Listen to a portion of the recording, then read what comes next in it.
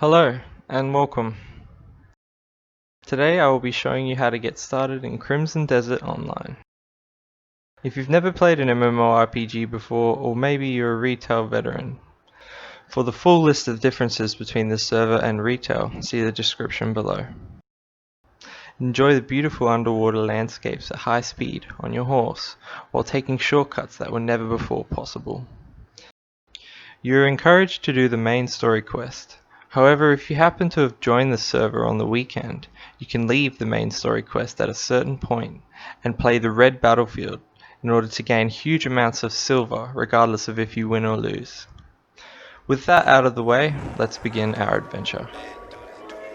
My first and biggest piece of advice is to take time picking a class and customizing its appearance. There is no best class in this game. Having said this, whichever class appeals to you the most will end up being the best.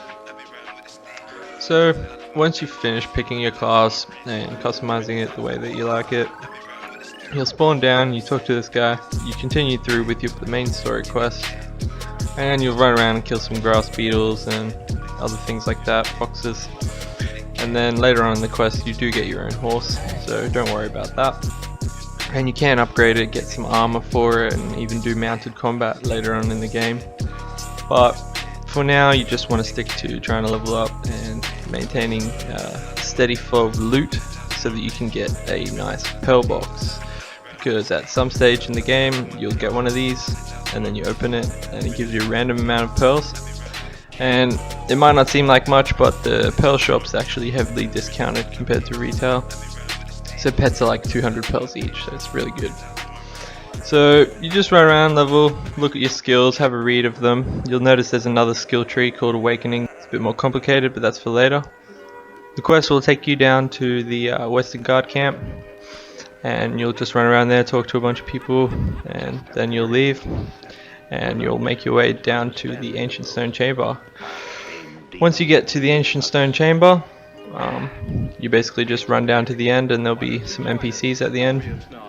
Talk to them, and then you inspect the rocks around the dungeon, and then you leave, and that's it. At that stage you can go and play Red Battlefield if you did join on the weekend. But if you didn't, then you just keep going with the main story quest, and you come outside and you take down some tree spirits and continue on. You can deviate from the main story quest, and if you do want to and just level it up the old fashioned way, this is how you do it. So you start out at imps, and then as you level up and you gain like 5 or 10 levels, you move over to the other place, Brigazi Den, and you basically want to keep at least 5 levels between wherever you're leveling, and trying to make sure that you loot the bodies so that you get pearl boxes. The game's full of interesting secrets and stuff like that, so you know, if you see something that catches your eye, don't be shy and go and check it out. When it comes to me, I just sort of headbutt my way through things, but you know, there's a way to play for everybody. There's life skilling, you can be a fisherman, you know, you can be a sailor. The next spot is refugee camp. You basically just want to go north of Caltheon, which is west of the imps, and you want to just come in here and do exactly the same thing as you've been doing this whole time. Killing more mobs.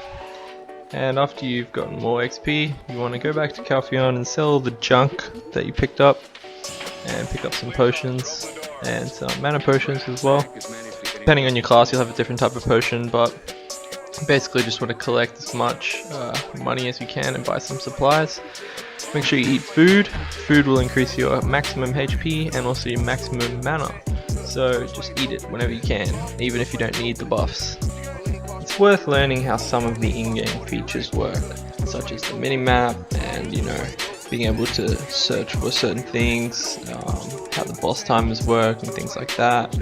So basically, if you hit map and you click on the magnifying glass, you can actually specifically find a certain NPC, and you can also search for an NPC's name.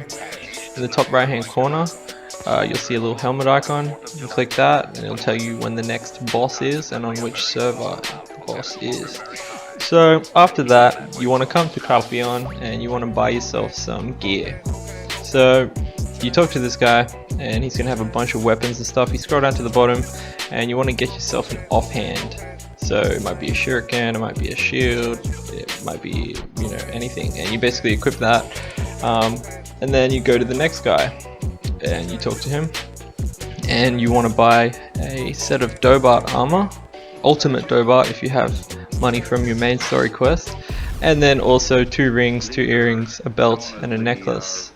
From there you run through the middle of Calpheon over the river, and you'll come to some stairs and you go up the stairs, and at the top of the stairs is the legendary blacksmith, and you basically talk to him and you can rent a sword or an axe or whatever your weapon is from him, and then you can give it back to him and get your points back later, but you basically rent it from him and that will be enough damage for you to grind all the way past awakening and maybe even further than that.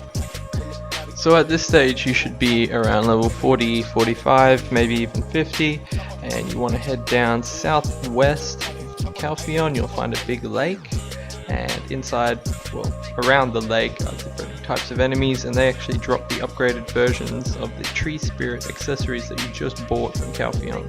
So you go around and you take out the catfishman until you get 2 earrings or rings, and then you go to the manches and you do that next accessory, and so on and so forth, while leveling up. It will get to a certain point where you'll reach level 49.999, and what that means is you need to complete a quest in order to get level 50. And what this quest does is it basically means that you are now able to be killed by PvP. So if you aren't interested in the PvP aspect of the game, then it's probably best to not complete this quest. That way nobody can attack you while you're fishing or blah blah blah. Keep in mind you can fish in the safe zones and so on and so forth. Based on how much attack and defense that you have, it may be wise or unwise to pick a fight in the wild with somebody. So you sort of have to take into account how strong they could be before you decide to flag on, as they say, or turn on your PvP mode. When you attack another player without their consent, you will lose something called karma points. The only way to get them back is by killing monsters around the place and doing good deeds. If you lose too many karma points, the NPCs in the city will become hostile to you. However, if you're in a guild and you declare war on another guild, you can kill each other without losing karma. Now that you've reached level 50 and you're ready to start making some gains, you should head over to Hex Sanctuary and farm some witch earrings, as you can melt them for sharps and use those to upgrade your weapons. You should also check out Iron Mine and Helm's Cave, as they will both be bread and butter for your early game resources to upgrade your gear.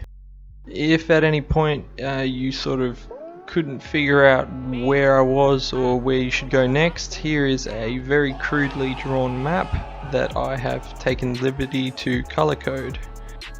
This map I will use to reference in part 2, the second video, and this basically just highlights the locations where we'll be grinding for our next set of accessories, and then in that video we'll also be talking about how to get your boss gear and some other stuff. Congratulations!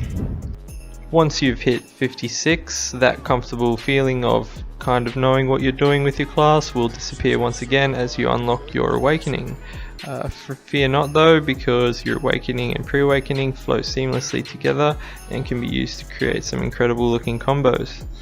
As you slowly learn more of your class, you can develop your build and your playstyle into something that suits you. If you've managed to stay until the end of the video, I just want to say thank you, and if you ever want to chat to me, just leave a comment or message me in game. I play every day. Thank you, and welcome to CDO.